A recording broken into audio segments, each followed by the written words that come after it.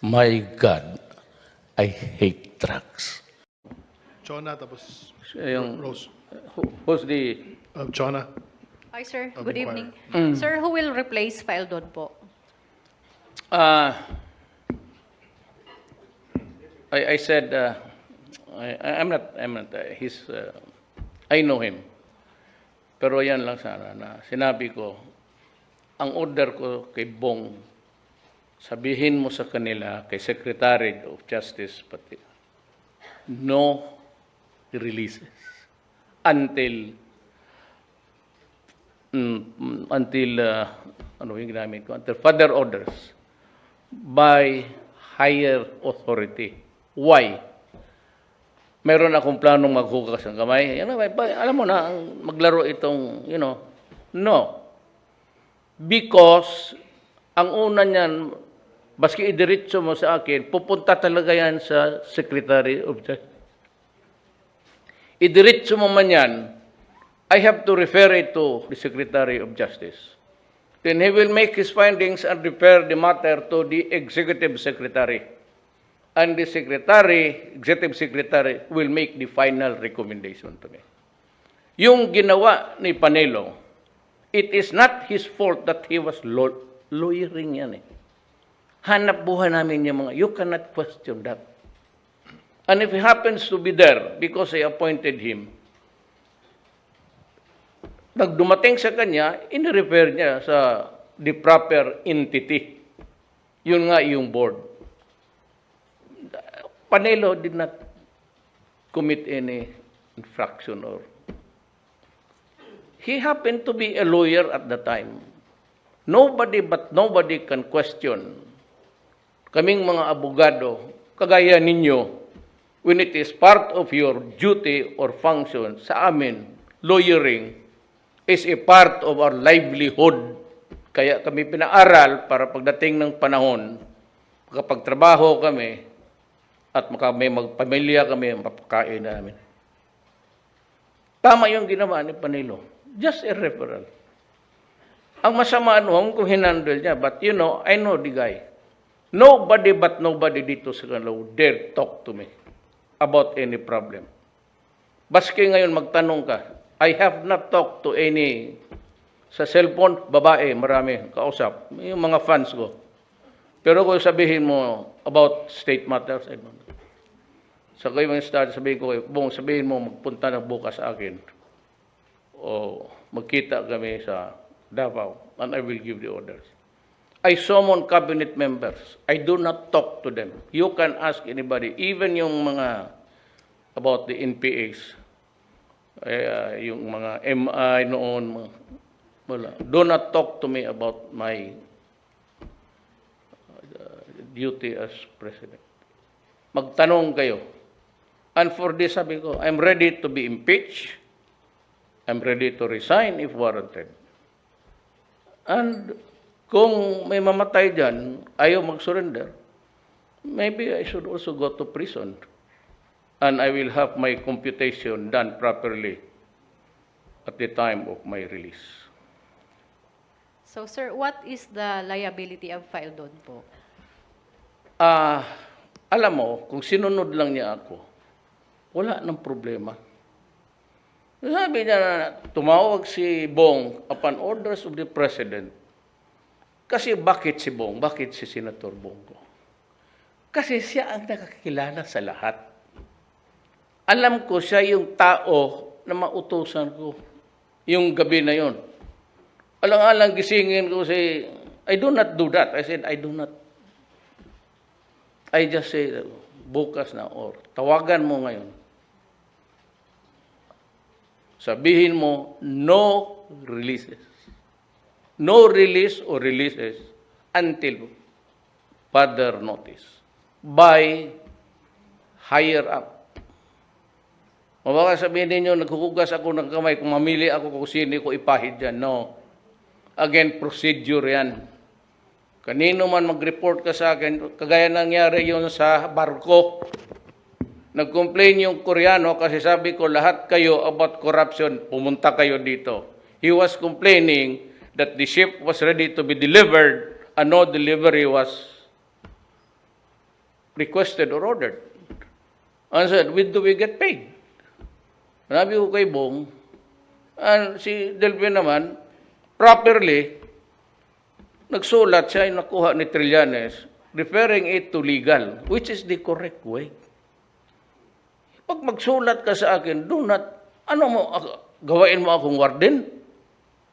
Ibabalik ko yan doon sa kanya, ibabalik niya doon sa, then he will have to investigate where the culpability, all culpabilities lie. Rose. Ma'am, Hi, sir. kumusta ka, ma'am? Good evening po. Wala ka naman siguro problema sa... Hindi ka ba nahuli noon?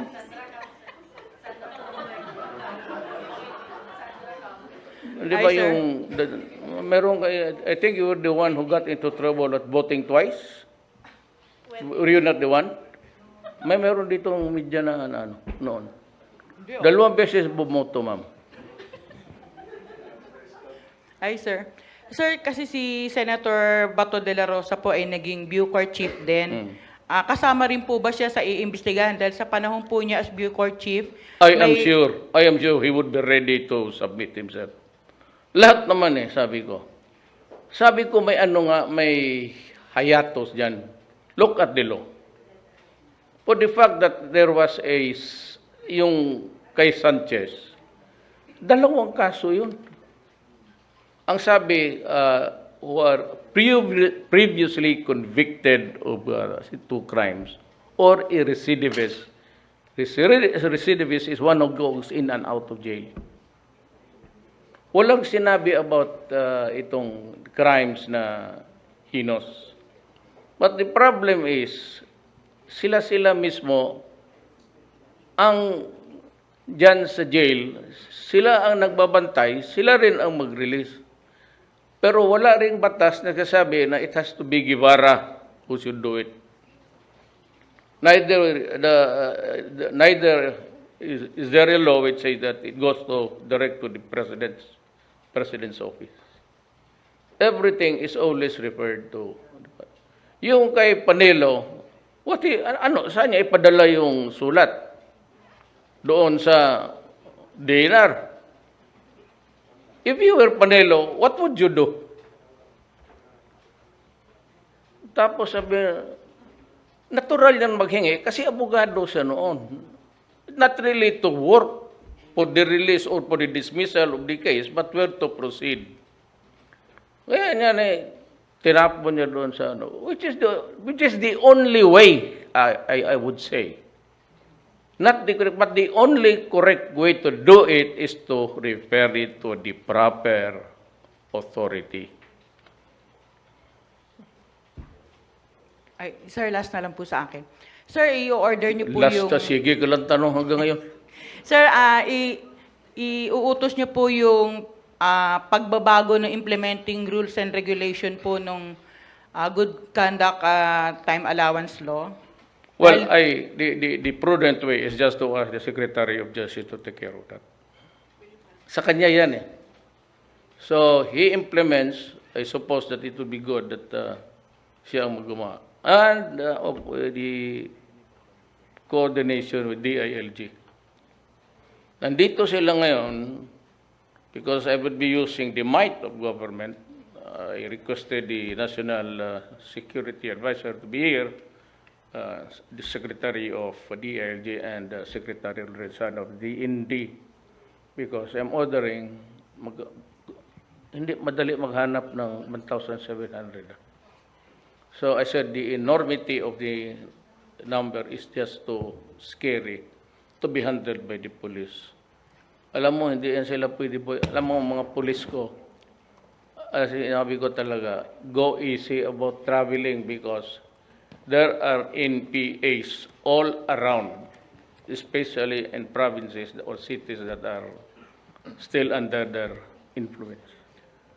So marami na akong pulis, pati sundalo, namatay dyan, nagmumotor. Ngayon, kung maghanap nila yan, sabihin nila, may balita kami, they are quartered or they are hiding in a certain place. Pupunta yan doon, and the NPAs would take advantage of it. Now, if the NPAs would help us, I would be grateful. I might consider just talking to them immediately. Pag tinulungan nila ang gobyerno, dead or alive yan. Wala akong sinabing aresto dyan. Letseng yan. Civilization never improve. Ito yung at all costs, he must be captured alive while you shoot dead. Ito yung droga. Sinabi ko nga, remind, yung briefer, yesterday or last night, I was reading it, may police na naman akong napatay. By bust rin, sir, ganun. So, usually ang order ko, ilagay dyan sa yung TV ng gobyerno, yung lahat ng arrests and lahat incidents involving drugs. Makita ninyo lahat. May mga araw, may 2 patay. Pero pagdating sa human rights, gawin nila yan times 5, times 10. Makita nyo, 30 cases, puro arrest, tapos may N, which means neutralization. That's the connotation of the N there sa open and close parentheses. Ina Andolong and Ms. De Quiros after. Oy, Good evening, Mr. kailan ba talaga? Oh my God. Sir, tsaka na po yan. Dito ba? Sir, you said that Nick Faeldon disobeyed your orders. We Yes. just want to clarify yung timeline because although he did sign, he admitted that he signed the release order for Antonio Sanchez. He's saying hindi po niya pinayagan pa rin makumpleto yung proseso. He still No. stopped it after you called. He should have echoed my orders to him. No releases. Sabi ng office, wag na ako, Office of the President, until further notice by higher authority. Higher authority could only mean Mijaldia, Guevara, at ako. Sir, are you saying that he signed the release order even after you told him not to release? Wala akong pakialam. Pagka sinabi na may release, sabi ko, hindi yan tama. It was in the dead of the night. I could wake him up, tell him, no releases. Wala akong pakialam kung na-sign o hindi. Basta ako sinabi ko, no releases. Pero Pag sir, hindi mo isunod yan, upakan kita. Sir, I'm sorry, but Antonio Sanchez was not released. I said no releases, but what he said was a computation. May apoy na nga eh. Okay. I was trying to provide the fire extinguisher para wala na maduda yung tao. No releases. Eh kung sinabi niya yan, di wala na sana. Ang ginawa niya, he tried to justify ang computation nila. Which may be correct, by the way. Hindi naman mabubo to eh. But the problem is there was a fire burning. Pag sinabi ng Presidente, hintay ka until public orders. Ang ibig sabihin noon, mag-imbestiga ako in a jiffy. An investigation, sure, we just ask persons about what really happened. Then I can make the decision. But I had to as yet, I had to talk to itong pati si Secretary Guevara. Okay. Ang problema niya, kinabukasan, he came up with this statement with his own computation. Kung sinabi lang niya yung sinabi ko, di tapos na. Okay, now that's clear, sir. You're saying that you are ordering his resignation. Just to be direct, sir, are you firing Mr. Kung namatay Faeldon? lahat yung, palagay mo pinatay niya 1,700, di, ilibing natin. So, kung if they will also cry for blood, like what's happening now, I'm ready to be impeached. I'm ready to be investigated. I'm ready to resign.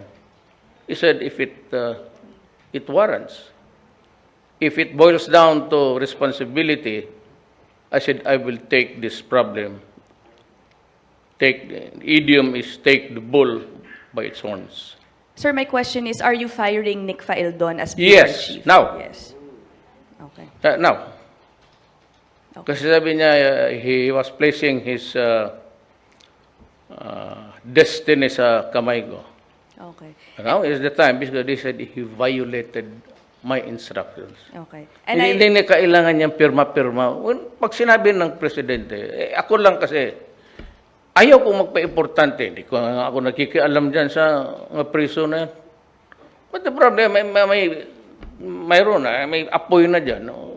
Sabi ko na and by the way, I will never give an illegal order. So yan kayong mga tagtago dyan, kung hindi kayo mag-surrender kayo, sabi mo na you are already good because you were validly or legally. Well, I'm telling you now, it was not legal. According to the secretary, he pointed to 2 cases that the law, the Supreme Court said the law on the matter, which is part of the law of the land, the decisions of the Supreme Court says that you can be rearrested without need of any warrant or further proceedings. Okay. Sir, I just have to ask this. Ililipat niyo pa po ba siya sa iba pang agency like what happened before? Si Faeldon? Tanungin mo siya kung saan niya gustong pumunta. Serious, sir. Tanungin mo muna kung saan siya gusto. Kasi kung sabi niya, gusto niya palitan si Secretary Esperon, sabi ko, usap tayo. I'm serious, sir. Kung Are you maghingi still siya open to appointing him to another position? Yeah, because that's the question is also a joke. Given the history of Faeldon, kung ikaw ang secretary, kung ina, ano ba itong gawin natin dito? What would be your answer to me? Sige daw, tanungin kita. Just pretend you are my aide in the office of the president. I asked that, And sir, I would say that, there's a request by Faeldon. He wrote us a letter asking for another job because he was just fired. What would be your answer? Sir, I asked that because you did reappoint him after you let him Yes, go as kaya nga, correct. You are correct there. I did, but because yung sa customs, he was responsible for the collection of 38 billion. He was the one who gave me the tip na mayroong tatlong bodega dyan na puro peke ang stamps. So, sabi ko, go ahead and call the police and to assist you. Raid the place. Na-raid nila. We recovered from yung sa cigarette, 38 billion, tax yun. It can be, pwede mo maariglo yan yung ganon. O di sige, bayad ka. So sabi ko, kung yung ninyo, Faeldon could have been richer 10 times over. O millionaire 10 times over. Pinuntahan lang na yung may-ari, tapos sabi niya, putang ina mo, litse ka, ilang bodega yan, magbigay ka. Thank you, sir. Salamat rin.